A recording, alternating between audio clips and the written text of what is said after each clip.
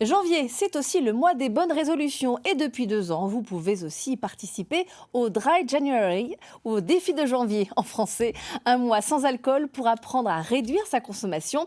Ce mois de sensibilisation fait-il mouche? Illustration en Charente-Maritime avec Adrien Portron et Sarah Bencherifa. Il fait partie des bonnes résolutions de nombreux Français. Le mois de janvier sans alcool.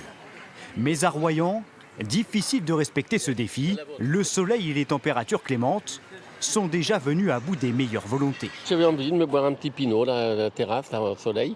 C'était très sympa. Donc pour cette année, Ça commence mal. Je vais sûrement boire, parce que c'est une sorte de tradition sociale, de boire des coups. Vous l'aurez compris, l'idée ne fait pas l'unanimité. Mais certains ont décidé de relever le défi. Pour ce couple de vacanciers, cette option sans alcool, un geste nécessaire après un premier de l'an bien arrosé. On aurait pu, par goût, accompagner le plateau de charcuterie d'un bon verre de vin, rouge notamment. On ne l'a pas fait parce que, déjà, on prend la route quand même.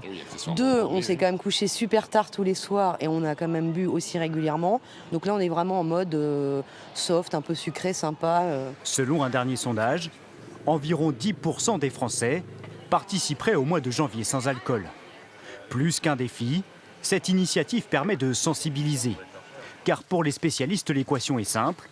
Une baisse de consommation, même un seul mois dans l'année, est bénéfique pour la santé. On sait que l'alcool va favoriser ou exacerber un certain nombre de pathologies, cardiaques, vasculaires, digestifs ou autres.